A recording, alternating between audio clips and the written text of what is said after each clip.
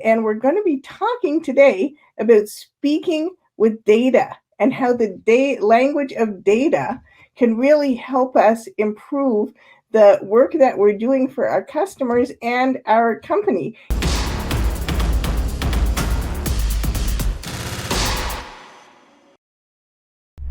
Is how can creating a culture of data within a company help that company? What is the impact? Well, I want to answer on a different way. I just don't see another way to work without that culture. I mean, it makes people much more proactive.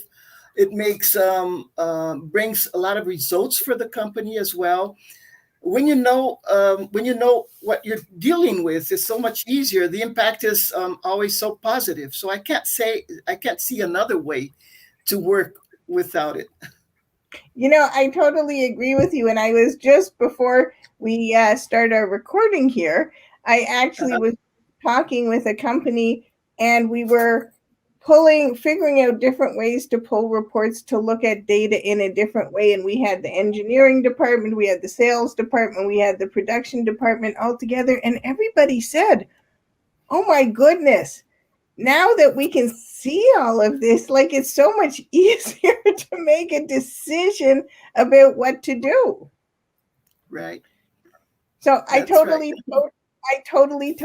agree with you.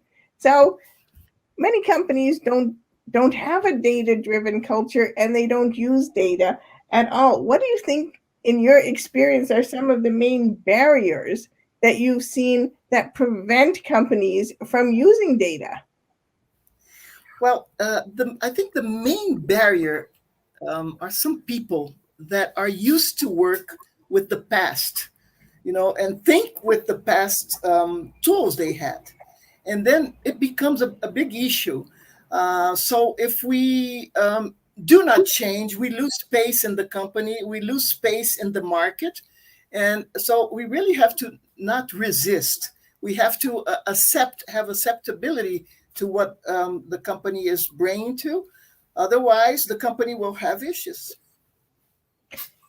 I know. And, as technology gets better and better and better, even in service companies, it gets so much easier for us to be able to collect that data. A lot of times I hear people say, but I don't want to have a check sheet and write something down. It's so manual, right? But now our systems can pull a lot of information for us, so we can use that very easily.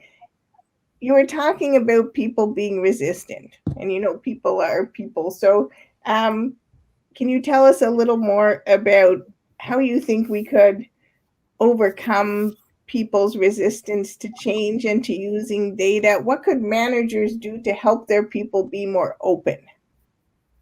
The managers need to really become leaders, not only managing things. They have to manage people, and which is the biggest problem that we can have if this person does not know how to lead. The leaders have to sensitize people as well, of the importance of having these data. I think it's all about how to lead people and how to deal with people. It's not easy. I know I already was a manager, I was a director in a company in the past, and I know it's not easy because people have their ups and downs. But if we have the sensibility to understand people a little more, that helps us a lot, and to lead them and not be the boss only, but lead them on the best way and make them become leaders as well. I love that. And when I've been working with companies that have started to implement data, like maybe they've had a huddle board where they never had a board before and they want to put on, all the different targets of how many we should do at this time, that sometimes people have been so upset because before that nobody could see how they were working, right? And now they think that their leader is going to come and judge them instead of coming to them and saying, oh, you must be struggling. How could I help you, right? Right. So I just think it's so important that communication with people also about why we're doing this. Yes, right. And it's very important that people understand other ones and put themselves on the other one's shoes, I think. Yep, I think that that's kindness. If someone suddenly came along and said, "Hey, Karen, I'm going to start writing down what you do all of the time or put it on a board," I might feel a little worried too, right? Well, I wouldn't like that at all.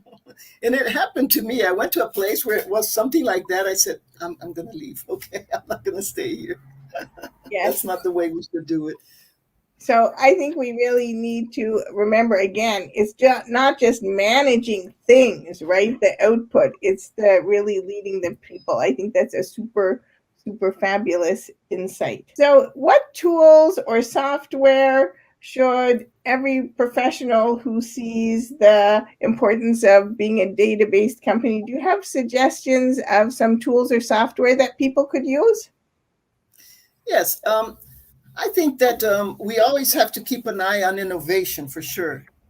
But again, I keep thinking that with kindness, we always can have we can suggest that every professional has to have a good tool like a computer with an office in it and a cell phone where you can read some messages when they're outside of the business. I think we have to be connected to the world somehow, and again, be kind to them until they really get to use